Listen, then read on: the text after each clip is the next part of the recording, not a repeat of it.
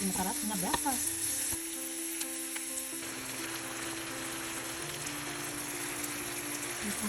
Tapos ito yung puntot. Ito yung ating squid. Galamay.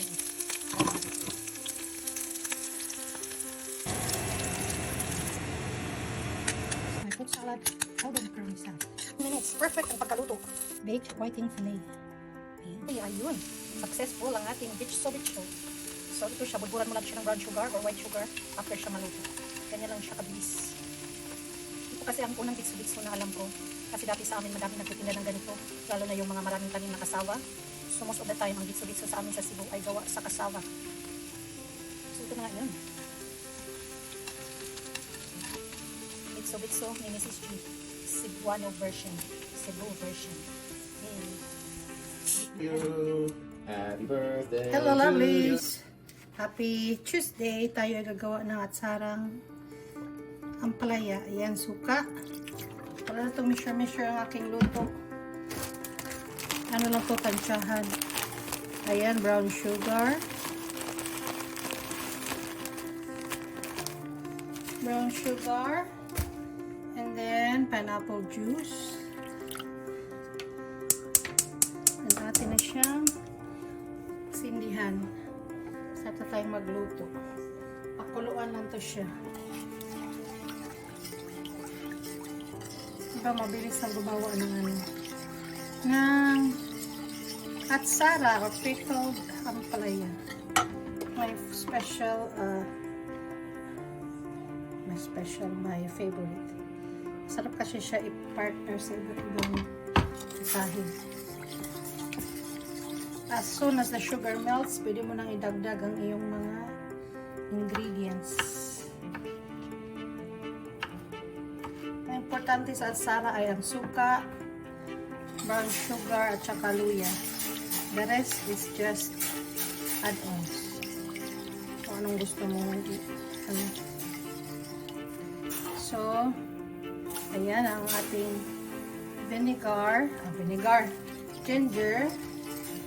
Atin muna siyang pakuluan ng 1 minute para mag-infuse yung lasa ng, and then lots of garlic.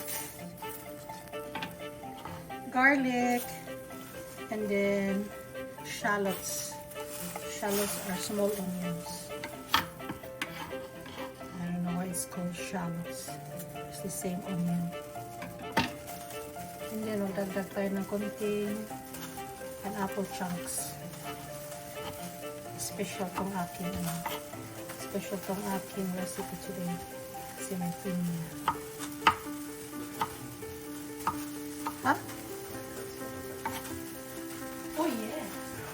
See it on the ground. Weird. Okay. So, yan. Mag-add tayo ng pampalasa. Magdagdag tayo ng konting paminta. Ayan. Paminta. Konting asin. Ayan, konti-konti lang asin. Yung halo. And then, tikman.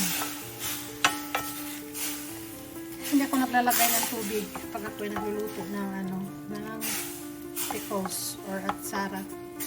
Kasi yung iba, 50-50. Pag 1 cup ang vinegar, 1 cup ang tubig. Sa akin, pure vinegar.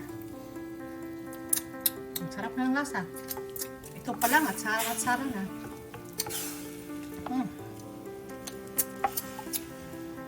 Tapos, dagdag ko ang aking 4 colors of bell pepper. Meron tayong pula, green, orange, red, at saka yellow. Nakahatsing ang amoy ng suka. Ayan.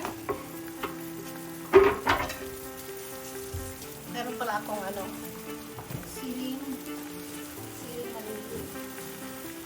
Sinat dito kasi ito ay hang.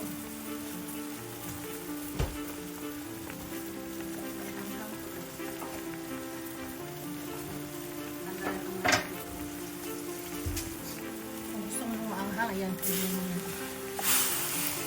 Diba ang ganda na tingnan? Colorful. Tikman ko nga ulit. Sarap. Mabilis lang ang panglasa ng ano. Ng matsara.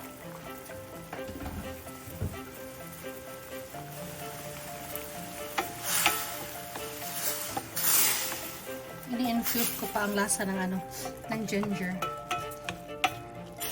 Para mas masarap.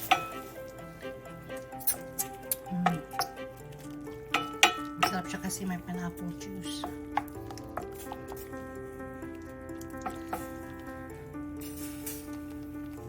Ayun, hinaan ang apoy. Ito, dagdag na natin ang ating ampalaya. Wow, ang dami pala ampalaya. 3 maliliit ng ampalaya to.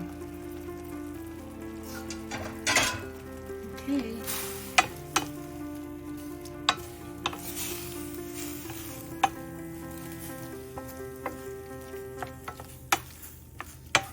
Kasi minsan bumibili ako ng ampalaya. Tapos nakakalimutan kong lutuin. Nagmo-molds na. So this is the best way to use it. Kasi matagal to siyang masira. Kung gusto mo, kumuha ka lang ng konti.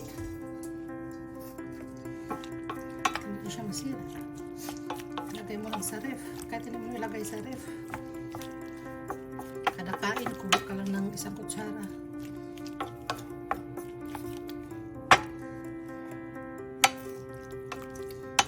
Ang sarap at tingnan. Tikman natin.